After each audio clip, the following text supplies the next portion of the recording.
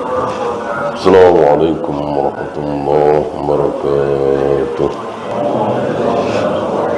Innal hamdalillah nahmaduhu wa nasta'inuhu wa nastaghfiruh wa na'udzu billahi min shururi anfusina wa min sayyiati a'malina. Man yahdihillahu fala mudilla lahu ومن يضلل فلا هادي له. أشهد أن لا إله إلا الله وحده لا شريك له وأشهد أن محمدا عبده ورسوله وبعد. Terakhir kita bahas al-hukmu yaduru bil illah. Ada hukum-hukum yang mengandung apa? Mengandung ilat, mengandung alasan. Adakah alasan kenapa kita disuruh sholat sunat di rumah, jangan di masjid? Ada? Adakah alasan kita disuruh mencium hajar aswad? Enggak ada. Kalau itu enggak ada. Ya. Adakah alasan kenapa kita dilarang pulang dari safar malam-malam, mengagetkan istri kita, keluarga kita? Adakah alasan? Ada. Ada. Adakah alasan kita disuruh menunjuk dengan jari ketika tasyahud?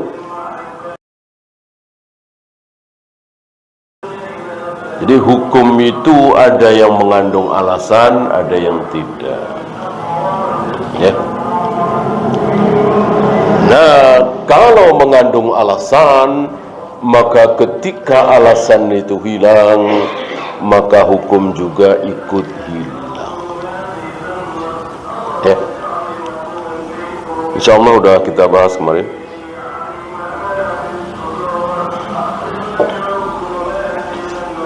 Berikut contoh-contohnya. Ya. Berikut contoh-contohnya. Di sini ada hikmah. Dan hikmah ini menyebabkan dua firqah besar terjatuh dalam kesalahan, dalam firqah. Apa? Mu'tazilah dan Asy'ariyah. Asy'ariyah dan Mu'tazilah. Bagi Mu'tazilah, seluruh perintah Allah, seluruh larangan Allah pasti mengandung hikmah. Dan kita semua harus tahu, pasti tahu hikmahnya apa. Ya. Seluruh perintah Allah, seluruh larangan Allah pasti mengandung hikmah. Sampai di sini betul. Sampai di sini betul. Kalau ada perintah Allah, larangan Allah, kok tidak ada hikmahnya, berarti Allah maha sia-sia, memerintahkan sesuatu yang sia-sia. Kita semua pasti tahu hikmahnya apa. Ini yang harus digarisbawahi. Apa iya kita semua pasti tahu hikmahnya? Seperti tadi, hikmah pulang dari safar tidak malam-malam, artinya memberitahu dulu. Hikmah Nabi menyuruh Bilal ketika azan itu naik ke tempat ketinggian di luar masjid. Kita tahu. Kalau seperti tadi, hikmah mencium hajar aswad, hikmah melempar jumrah, apa coba? Tahu dari mana? Bahwa ada hikmahnya, pasti. Sekali lagi, kalau tidak ada hikmahnya, berarti Allah menyuruh kaum muslimin melakukan hal yang sia-sia.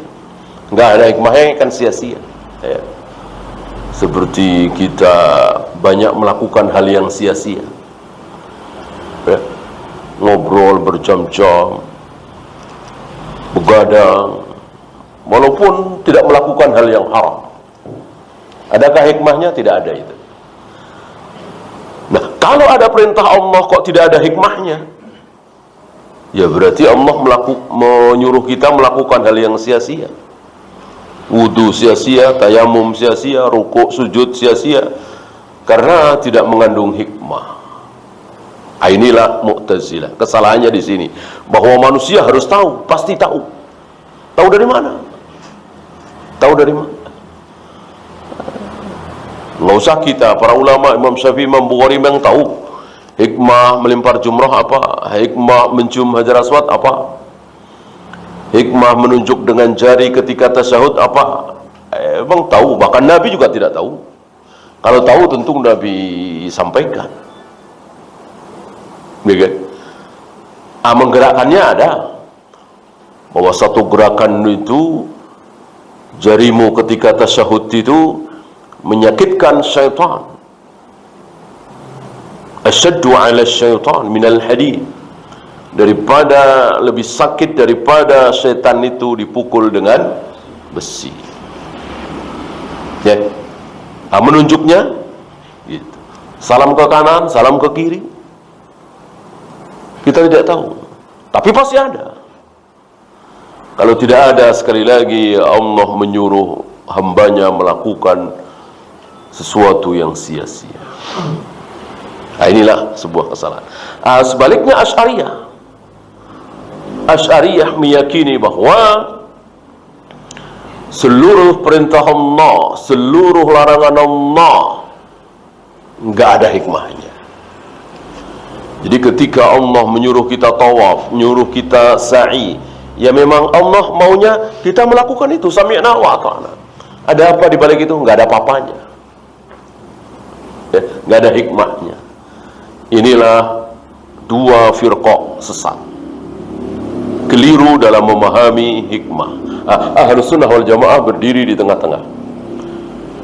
As-salaf meyakini bahwa seluruh perintah Allah, seluruh larangan Allah pasti mengandung hikmah. Tapi apa?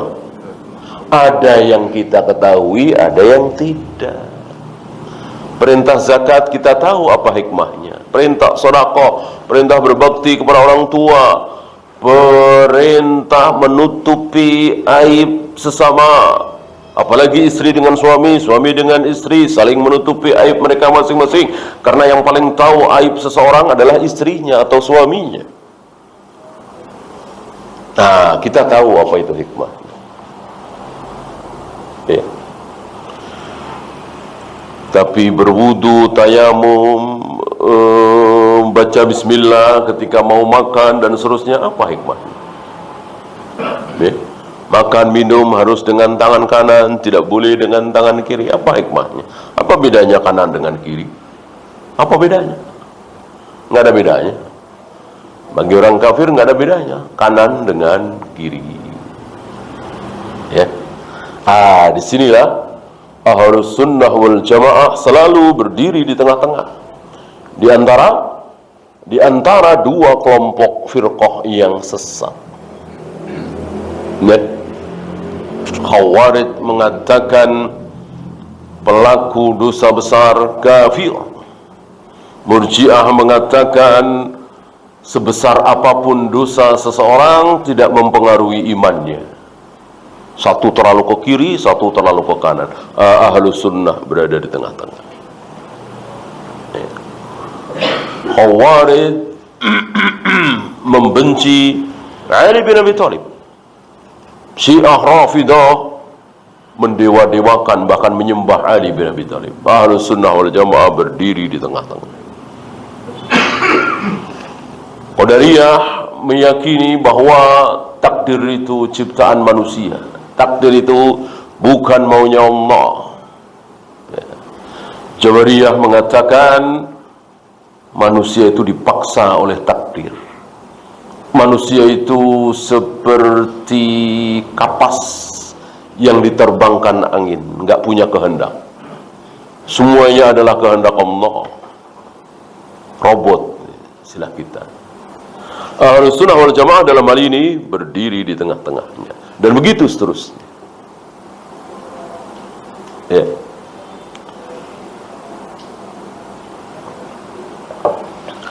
Khawarij meyakini bahwa penguasa itu tidak harus ditaati. Bahkan penguasa, pemimpin boleh dicaci maki. Ya. Ada yang gulu Rafidah bahwa pemimpin itu nggak mungkin salah. Penguasa itu harus kita taati, mau benar mau salah, nggak mungkin salah. Ahlus Sunnah berdiri di tengah-tengah. Ada perintah penguasa yang wajib kita taati, ada yang tidak boleh kita taati. Ya. Kalau tidak sesuai dengan qala Allah wa qala Rasul, ya tidak boleh kita taati. Kalau itu hak penguasa, urusan dunia, wajib kita taati. Nikmatlah Ahlus Sunnah, berbahagialah Ahlus Sunnah, karena selalu berada di tengah-tengah. Dan itulah Islam yang benar. Ummatan wasata, umat yang pertengahan. Dari awal mula datang berada di tengah-tengah antara Yahudi dan Nasrani. Yahudi berilmu, tapi tanpa amal. Nasrani beramal, tapi tanpa ilmu.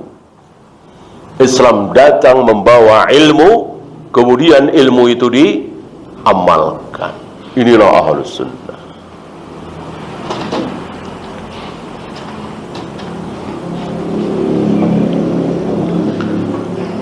Ya, kita masuk ke irtikabu akhafid dararain,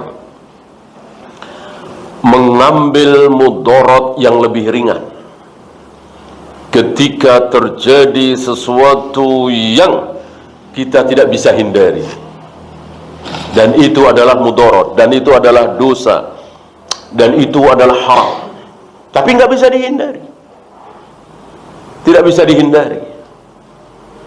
Ya, maka nggak apa-apa, tapi ambil yang lebih ringan. Irtikabu akhafid dararain. Ambil contoh, misalnya ada seorang wanita terjatuh di jalanan berdarah-darah, ya, harus kita tolong kan. Sementara dia siapa kita tidak tahu, bukan mahram kita, tentu haram bagi kita menyentuhnya, tapi dia butuh pertolongan, nggak bisa dihindari kan, maka boleh. Ya. Mana mudarat yang lebih kecil? Naik motor, apa naik mobil, berdua saja, apa bertiga, berempat, rame-rame? Akal kita bisa menjawab. Ambil mudarat yang lebih kecil. Ya. Beda kalau ada dua pilihan dan dua-duanya baik. Ada dua kebaikan, tapi waktu kita sempit, kita tidak bisa melakukan dua-duanya, harus pilih salah satu. Maka pilihlah yang lebih besar. Pilihlah yang lebih besar. Ya. Hari ini antum sedang berpuasa, misalnya puasa Senin Kamis biasa. Tiba-tiba ibu antum datang dan mengajak antum makan di luar misalnya. Nah ini harus pilih salah satu.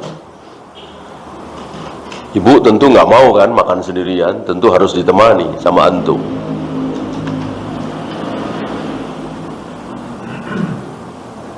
Antum nggak bisa lakukan dua-duanya, menyenangkan ibu juga, puasa Senin juga nggak bisa, harus salah satu.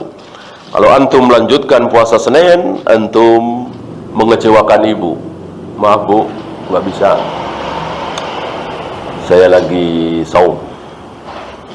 Nah, dapat pahala puasa, tapi mengecewakan ibu. Kalau antum mengiyakan ajakan ibu, tentu antum batalkan puasa Senin. Mana yang lebih besar? Puasa apa ibu? Ibu lebih besar. Ingat kisah siapa? Juraij. Lebih besar dari puasa apa? Salat. Salat sunat tapi ya. Salat. Sedang salat, dipanggil-panggil oleh ibunya dari luar. Mungkin ibunya nggak tahu kalau anaknya ini sedang salat. Bahkan Juraij sempat ragu. Allahumma ummi am salati. Allahumma ummi am salati. Ya Allah, aku teruskan salatku apa ibuku? Aku teruskan. Sempat ragu. Tapi akhirnya teruskan sampai salat. Kecewa rupanya ibunya, dan mungkin tidak tahu ya kalau anaknya sedang salat, langsung pergi dan langsung murka, tersinggung dan mendoakan buruk, dan dikabulkan oleh Allah. Antum tahu kisahnya. Ini maka antum harus tahu mana di antara amal-amal itu yang lebih besar,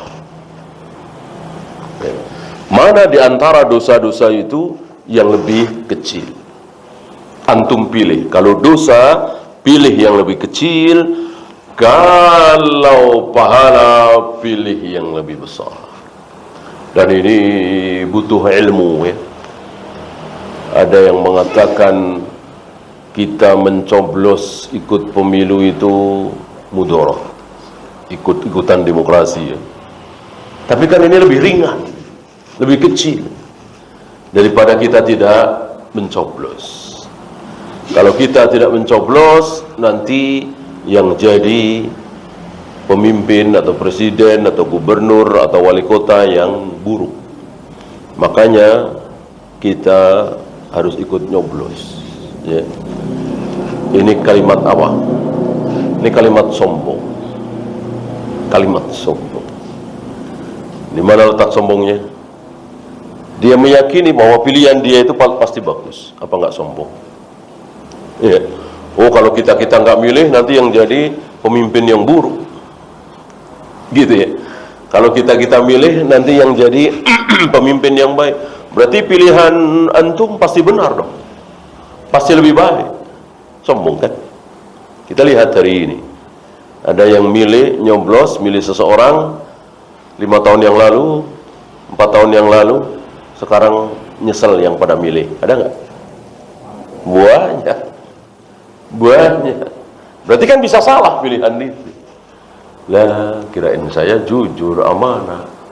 Nggak taunya korupsi juga, di penjara juga. Berarti jangan sombong. Gimana mau mengatakan irtikabu akhafid dararain, memilih mudarat yang lebih kecil? Orang belum tahu kok. Ya. Justru yang lebih kecil mudaratnya, bahkan nggak ada mudaratnya, tidak ikut-ikutan. Apakah ketika ikut-ikutan pasti suara kita itu jatuh di pilihan yang benar, yang baik? Belum tentu. Belum tentu. Kalau nggak milih kan udah jelas nggak ikut-ikutan syariatnya si kafir Plato, demokrasi, ya kan? Dan justru itu menunjukkan keyakinan kita dengan ayat, dengan hadis. Ayat hadis jelas tegas mengatakan bahwa kita pasti akan diberi presiden baik, pasti, nggak mungkin enggak. Pasti kita akan dianugerahi oleh Allah pemimpin yang bagus, yang amanah, yang jujur, yang sunnah, yang bertauhid, pasti. Kalau kita mayoritas rakyat jujur, amanah, bertauhid, menjalankan sunnah Nabi, masa nggak yakin sih dengan ayat? Masa nggak yakin dengan hadis? Jadi bagaimana pemimpin itu tergantung mayoritas rakyatnya seperti apa. Dengan demikian nggak usah pusing, nggak usah dipilih, nggak usah pada pilihan, ya. Bikin aja mayoritas rakyat jujur, amanah, bertauhid, sunnah. Ya. Ini yang berat, ini yang harus sabar, karena memperbaiki rakyat. Disinilah dakwah, dan terus dakwah, jangan putus asa. Dan insya Allah sudah terlihat, ya kan? Antum bandingkan masalah misalnya jilbab misalnya, ya.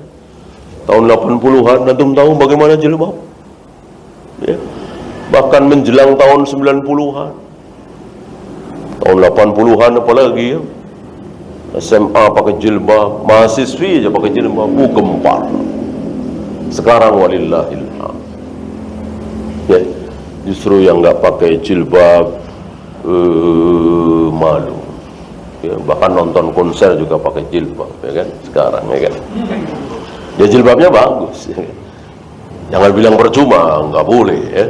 Percuma pakai jilbab nonton konser juga, percuma pakai jilbab ngomongin orang juga, percuma pakai jilbab durhaka sama suami, nggak ada. Pakai jilbab percuma, nggak ada. Jilbabnya alhamdulillah teruskan. Durhaka kepada suaminya, stop. Nonton konsernya, stop.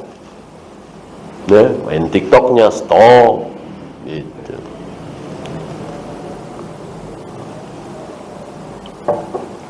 Masjid-masjid, sholat berjamaah, apalagi di kantor-kantor, kan jauh sekali antara dulu dengan hari ini. Ini berkat apa?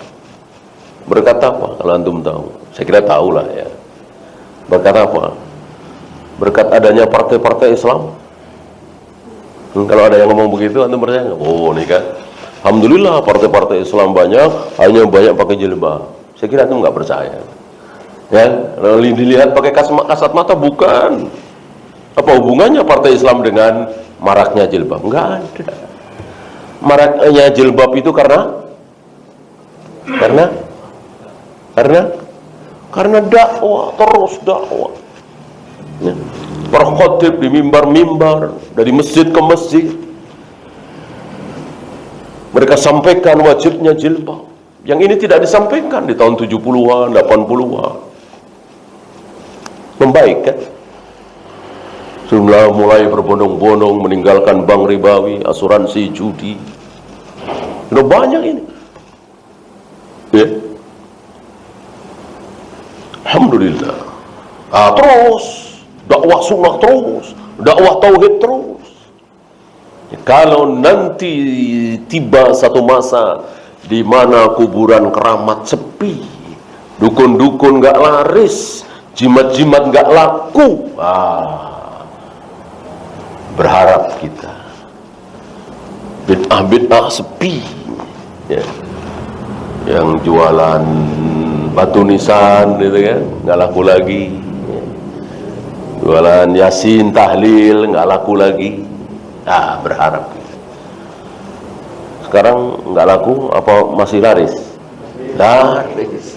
Laris sekali. Ya gimana mau berharap pemimpin yang tauhid, yang sunnah? Innallaha la yughayyiru ma biqaumin hatta yughayyiru ma bi anfusihim. Satu ayat ini cukup. Kita yakin bahwa Allah tidak akan merubah nasib satu kaum, satu bangsa, kecuali bangsa itu merubah diri mereka sendiri.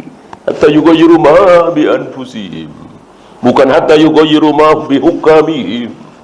Sampai mereka merubah pemimpinnya, mengganti presidennya, mengganti rajanya, enggak. Mau diganti lagi, tapi kita semua tetap begini. Subuh kesiangan mulu, sholat jarang berjamaah, bahkan tidak pernah jenggot dicukurin, ya, tahlilan marak, muludan marak. Apa kita berharap dari situ? Kita dulu sebagai rakyat diperbaiki dulu.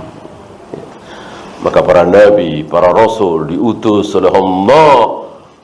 Lalu para nabi, para rasul itu langsung nyari pemimpin apa nyari umat? Ya.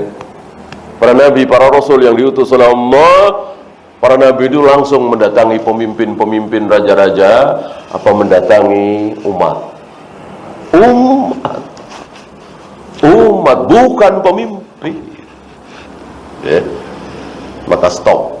Jangan berharap dengan pemimpin. Berharaplah dengan rakyat. Ketika rakyatnya sudah mulai pada jujur, takut dosa, meninggalkan riba, mudah-mudahan terus bertambah lagi, mudah-mudahan. Ya, maka tidak usah terlalu berharap dengan adanya pergantian pemimpin. Nggak usah berharap. Mau diganti lagi, percuma.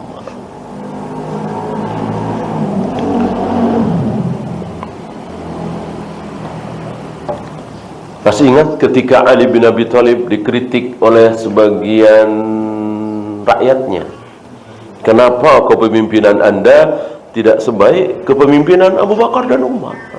Ali bin Abi Thalib menjawab, kalau kalian ingin punya pemimpin sebaik Abu Bakar dan Umar, gampang, mudah sekali. Apa? Kun rijala Abi Bakrin wa Umar. Jadilah kalian rakyat seperti rakyat-rakyat di zaman Abu Bakar dan Umar. Kenapa Allah berikan pemimpin sebaik semulia Abu Bakar dan Umar? Karena rakyat-rakyat di hari itu nggak jauh dari Abu Bakar dan Umar. Utsman misalnya, Ali, Zubair, Talha, Abdurrahman bin Auf, Abu Hurairah. Maka pemimpinnya sehebat sebaik Abu Bakar dan Umar. Allah berikan pemimpin sekarang ini, aku tidak sebaik Abu Bakar dan Umar. Karena yang jadi rakyat kalian-kalian seperti ini, Khawarij. Maka kalau kita ingin punya pemimpin baik, mari diri kita perbaiki. Jadi jangan hanya menuntut, nggak bagus, ganti, gulingkan.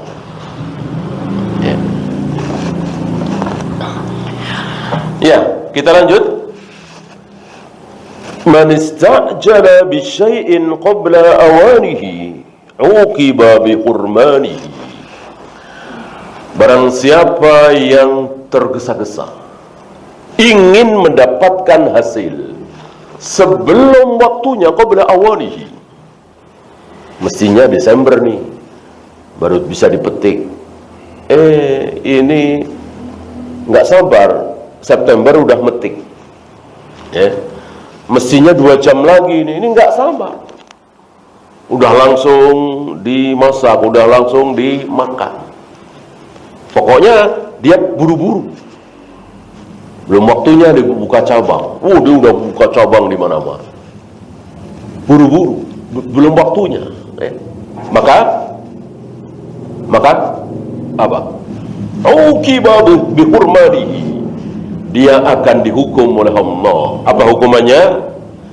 Yang dia harapkan tidak tercapai. Intinya gagal. Barang siapa yang buru-buru mendapatkan sesuatu sebelum waktunya, pasti dia akan gagal. Disinilah haram bagi kita terburu-buru. Dan di sini ada contoh fikihnya. Di sini ada contoh fikihnya. Ambil contoh misalnya Ummul Walad. Ummul Walad adalah budak perempuan yang melahirkan anak hasil hubungannya dengan tuannya, dan itu bukan zina walaupun tidak nikah. Ummul Walad ini otomatis akan merdeka kalau apa? Kalau tuannya meninggal. Ya. Nah, si Ummul Walad ini nunggu-nunggu tuannya meninggal. Sebab kalau tuannya meninggal, otomatis dia bebas dari perbudakan. Dia menjadi merdeka tanpa menebus diri. Ditunggulah setahun, 2 tahun, 3 tahun, nggak mati-mati. Nggak sabar dia, belum waktunya. Dibunuhnya itu tuannya. Nggak sabar, diracun nggak atau apa. dan ketahuan misalnya, maka batal. Uqiba bi hurmanihi, nggak jadi merdeka, tidak boleh dimerdekakan. Ya. Karena dia buru-buru, belum waktunya kan, dia harus nunggu. Masa nggak mati sih? Pasti mati kan orang kan, ya tinggal duluan dia apa duluan tuannya gitu aja ya kan. Nah, dia nggak sabar, dia bunuh tuannya, maka batal, nggak jadi merdeka. Ya.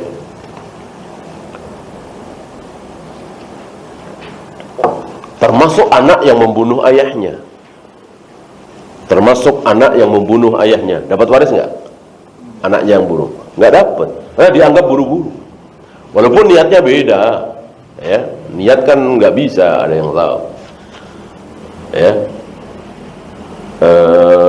Anak yang membunuh ayahnya atau siapapun yang membunuh si fulan yang dia adalah ahli waris si fulan, maka batal sebagai ahli waris. Ya.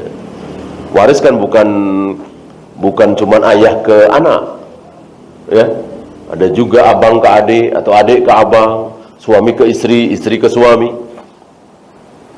Kalau nggak salah sudah lewat pembahasan ya, bahwa ahli waris yang pasti dapat waris nggak mungkin tidak ada 5. Ada 5. Ayah, ibu, anak, suami, istri kalau mayatnya istri, suami kalau mayatnya perempuan. Ayah maksudnya ayahnya si mayat, ibunya si mayat, anaknya si mayat, istrinya si mayat, suaminya si mayat kalau mayatnya perempuan. 5 orang ini pasti dapat. Beda dengan saudara, bisa dapat bisa tidak, cucu bisa dapat bisa tidak, kakek nenek bisa dapat bisa tidak, tergantung kasus. Ya. Anak saya perempuan semua, maka saya meninggal, maka apakah seluruh harta saya jatuh ke anak saya yang perempuan ini? Tidak. Ada sebagian untuk kakak adik saya, saudara saya, karena anak saya perempuan semua. Kalau anak saya ada yang laki-laki satu saja, saudara saya tidak dapat. Istilahnya anak laki-laki menghijab, menghalangi saudara. Ya. Cucu terhalang oleh anak. Cucu terhalang oleh anak. Saya cucunya si fulan, apakah saya dapat waris dari si fulan? Bisa dapat, bisa tidak. Kalau anak-anak fulan ini semuanya sudah meninggal semua, saya sebagai cucu dapat. Tapi kalau anak si fulan ini masih ada yang hidup, satu saja, maka cucu-cucu terhalang. Cucu terhalang oleh anak, kakek nenek terhalang oleh ayah ibu, dan begitu seterusnya.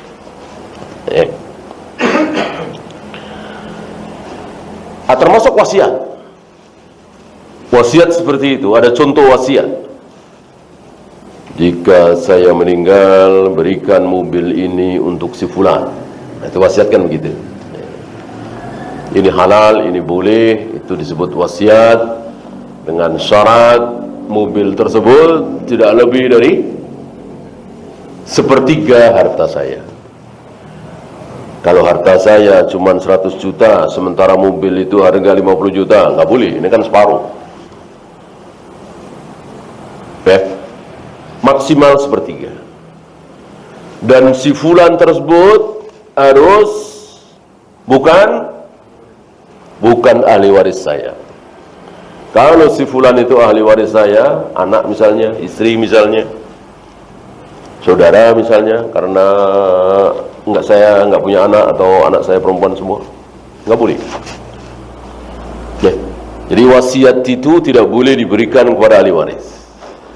Jika saya meninggal, berikan mobil saya ini kepada si fulan.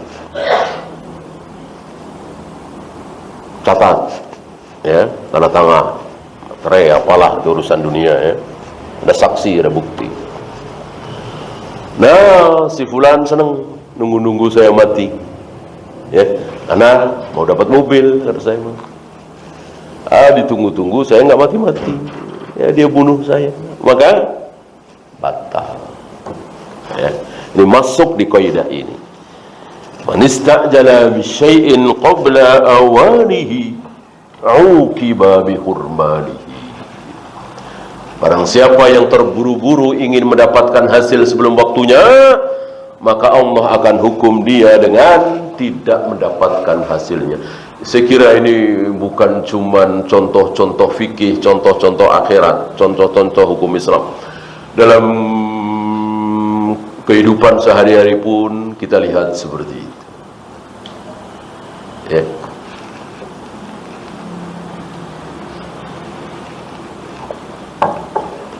Seperti tadi, bukan waktunya, belum waktunya buka cabang, tapi dia sudah buka cabang. Nah, lihat akhirnya.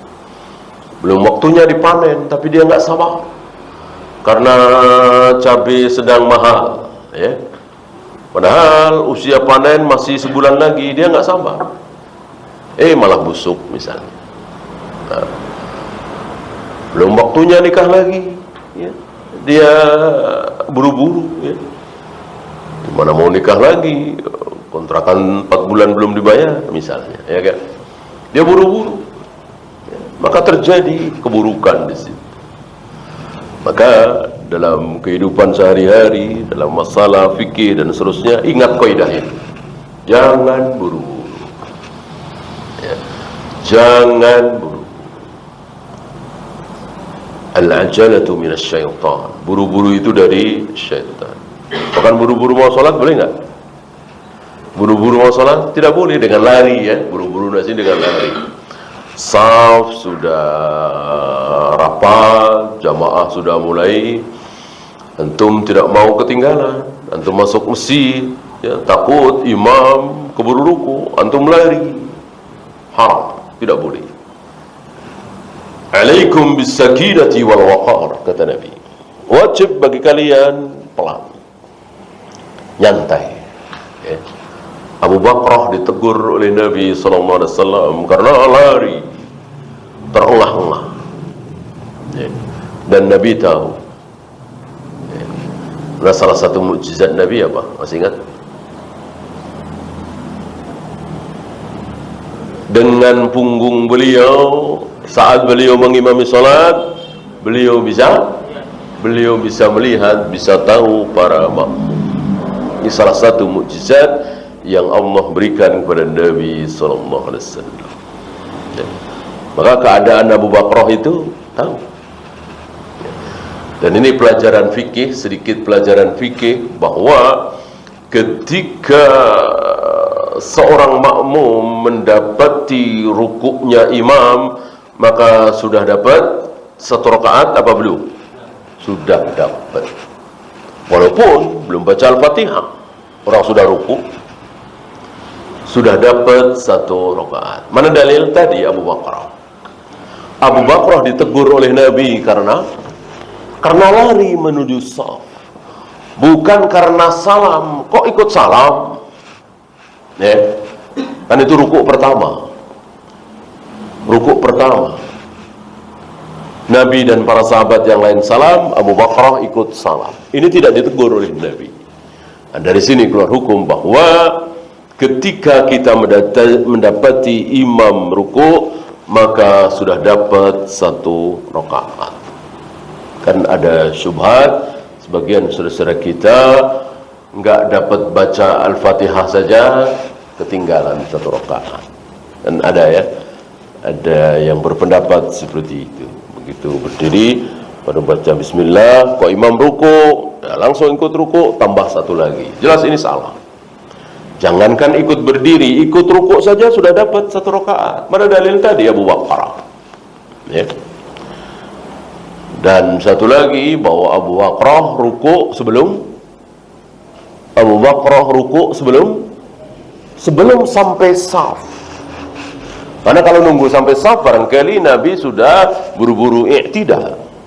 Maka belum sampai saf, Abu Bakar ruku. Nah, Abu Bakar tahu konsekuensinya. Kalau Nabi sudah buru-buru i'tidal. Begitu ruku, sambil ruku, sambil berjalan menuju saf. Mungkin 2 langkah, 3 langkah, ya. Bukan 20 langkah, 30 langkah, ya. Mungkin selangkah 2 langkah lah, ya.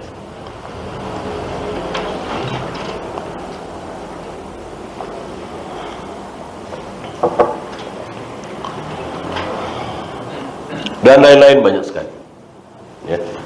Larangan terburu-buru, perintah untuk as-sakinatu wal waqar.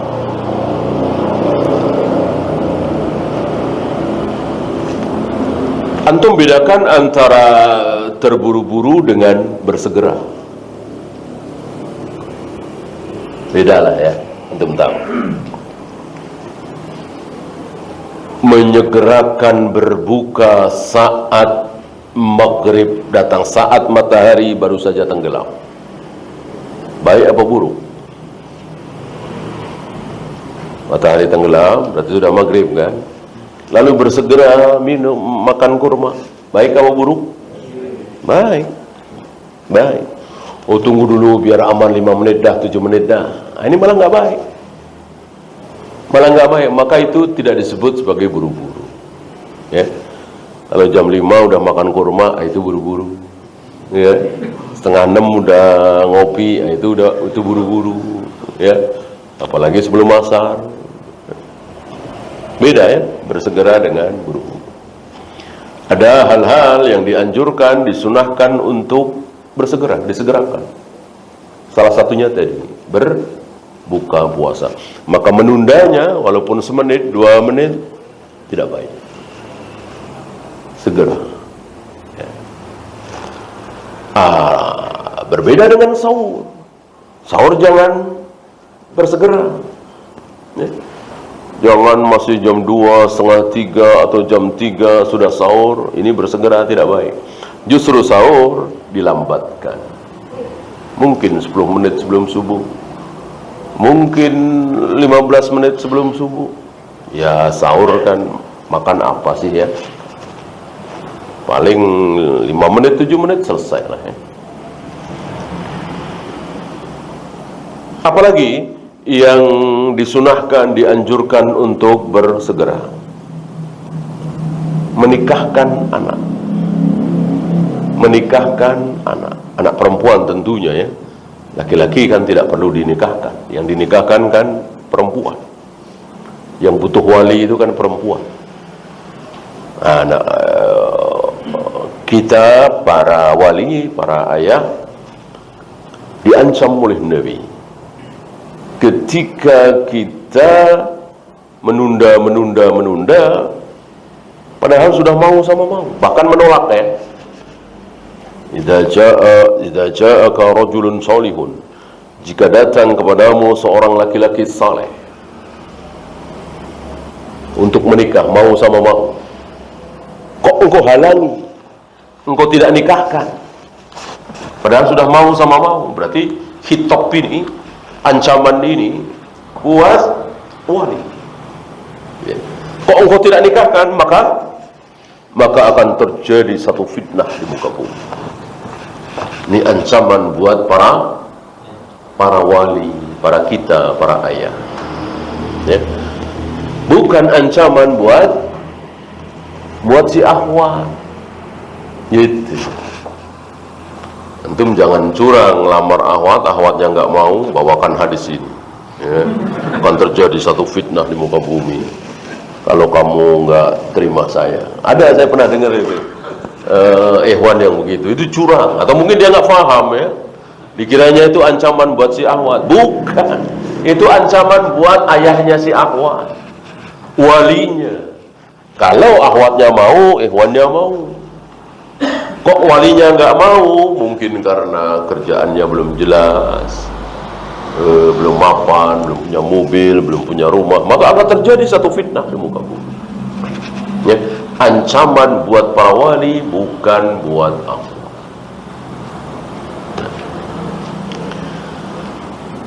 Apalagi membayar hutang, ini pun dianjurkan untuk disegerakan, jangan ditunda-tunda. Banyak dari kita, ngapain dilunasin, puterin aja dulu.